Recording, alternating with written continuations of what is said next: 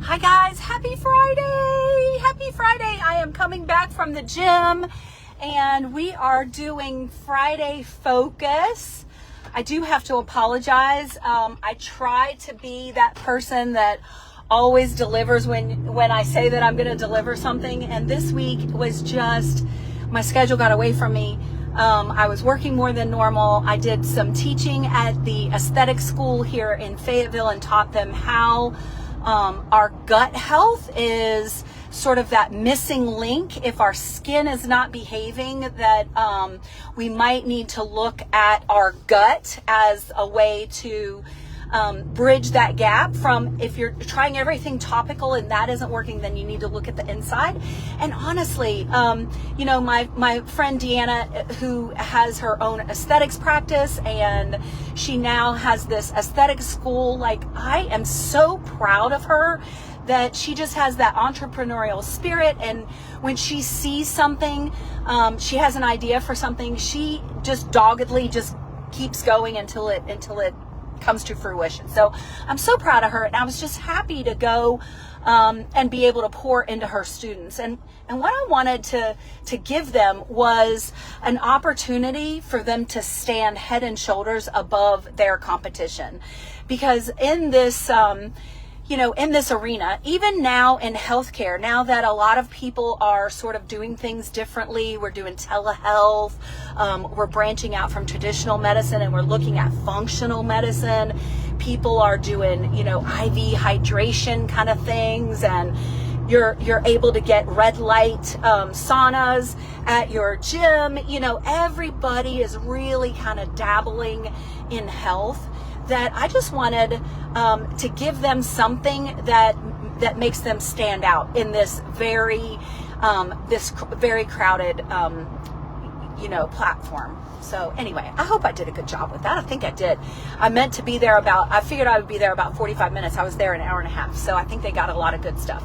And again, I was talking about how the gut is responsible for the skin. And, we talked about maybe some of those clients that they had that were they've done everything that they can do topically, right? They put all the lotions and creams, and they've done the facials, and they've done the microneedling, and they've done the currents, and they've done whatever they've done, and they still have that problem.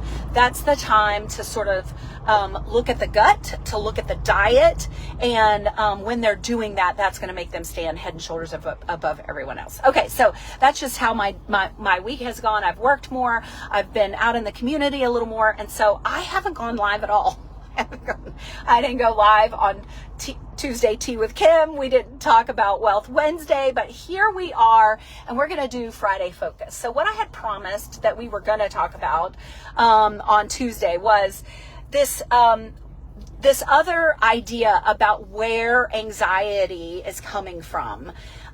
Certainly neurotransmitters play a role in our mental health. They absolutely do. And there are some genetic codes that we can have that are misspelled on our genetic code that can predispose us to have trouble with those neurotransmitters. And so therefore, our neurotransmitters are off, and that can predispose us to anxiety. Another thing that I always talk about, especially if anxiety came out of left field, especially in some teens, if you've had this, just kind of normal teenager that has really just sort of gone through life and never really had any issues with anxiety, and then boom, all of a sudden, anxiety seems to come out of left field. That one thing that I often talk about is mold exposure and mold toxicity, and people are kind of taken aback by the fact that I would say mold. A couple of different things that I hear. Number one is, well, we live in a new house, so we can't have mold.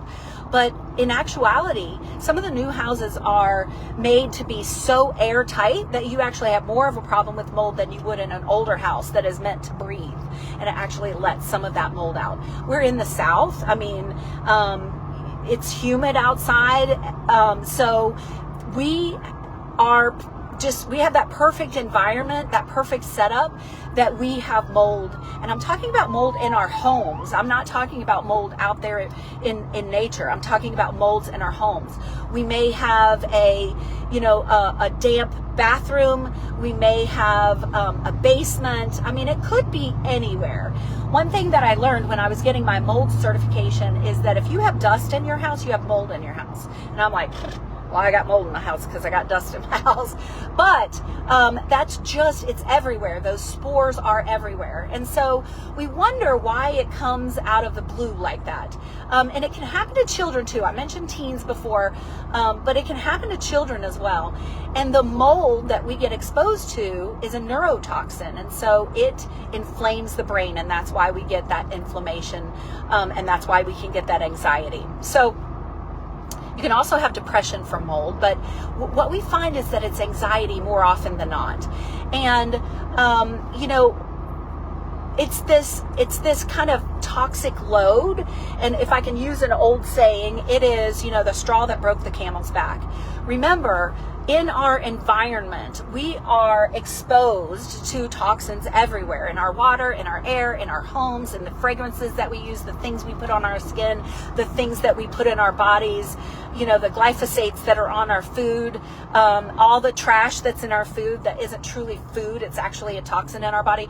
Our body has to deal with that. We have to neutralize that toxin, and then we have to eliminate it. Those are two separate steps that have to happen in detox. And because of this just enormous amount of toxins that our body has to deal with, that when you add the toxin of mold,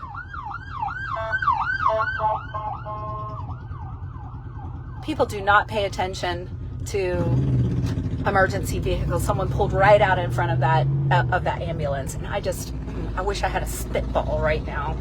Sorry. So, but when you add that added amount of mold, it just overwhelms the system.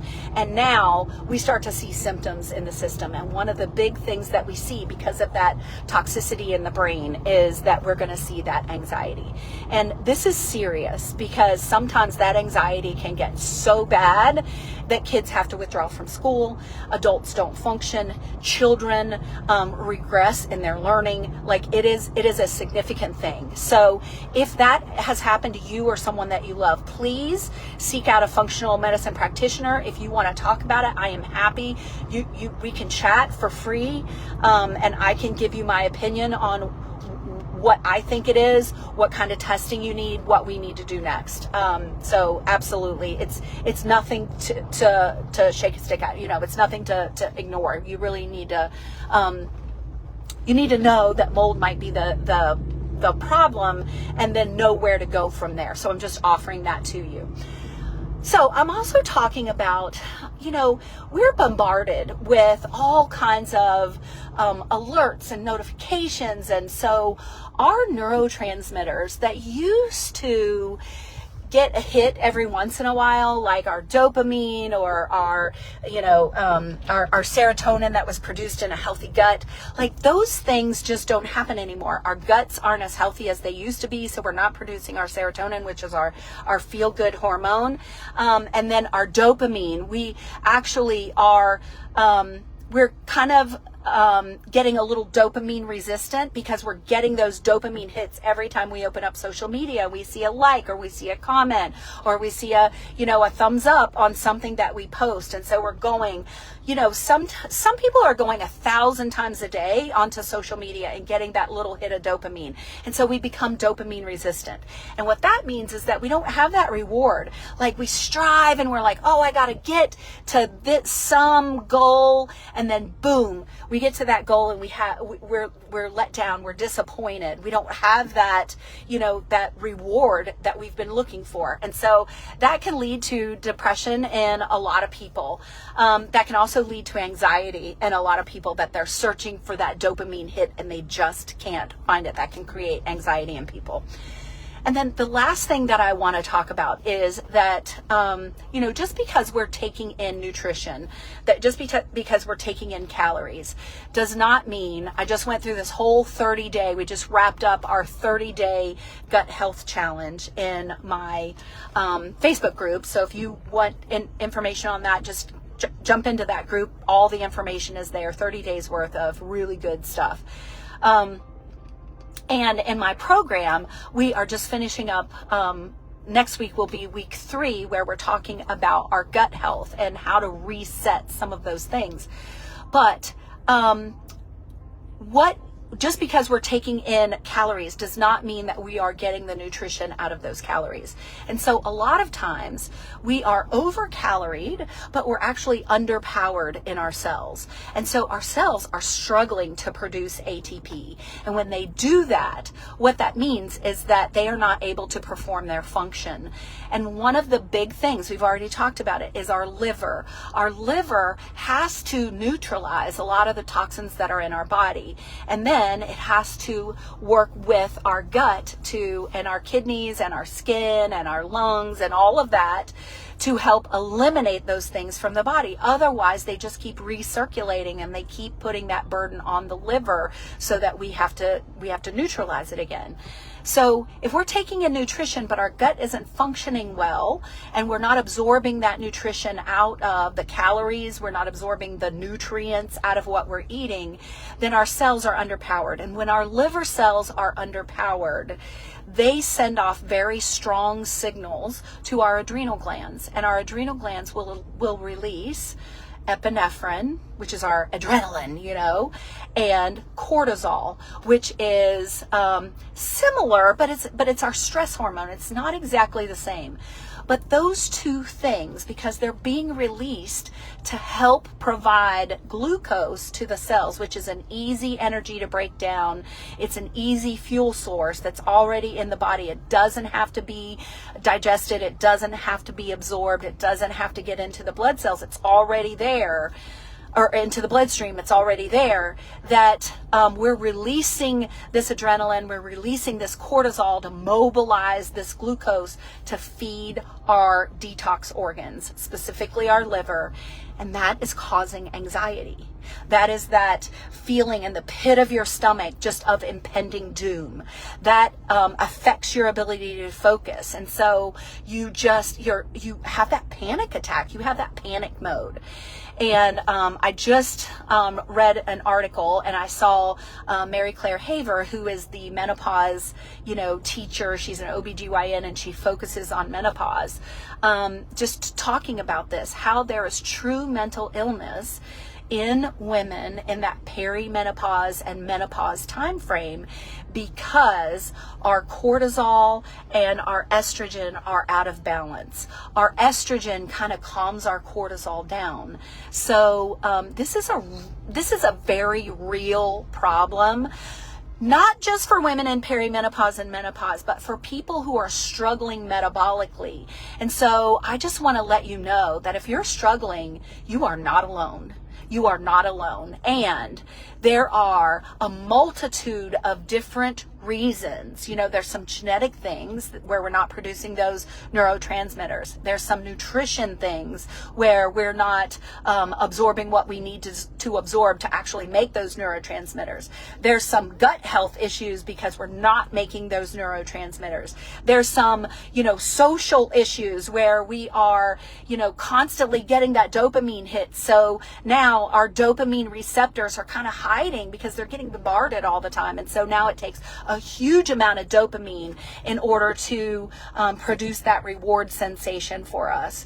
Our gut isn't producing those serotonin, neurotransmitter or hormones so that we feel loved and happy and connected.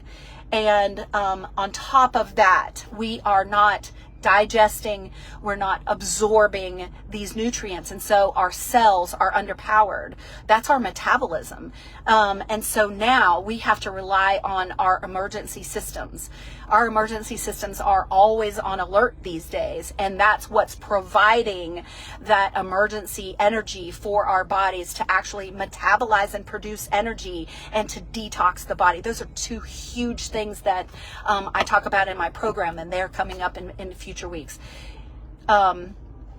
So I just wanted to let you know that if you are having those just surges of panic or anxiety, that it could be your gut. It could be the fact that your nutrition is off and that you're not powering your cells, especially if you're waking up at 3 a.m. That's we call that the liver hour. And that's in Eastern medicine. We call that the liver hour because that's when your body is actually repairing, detoxing, healing itself. And if your liver cells are underpowered to do that, or your detox mechanism is underpowered to do that, doesn't have enough fuel, then it will send out the alarm, and you will release cortisol in the middle of the night, and you will wake up.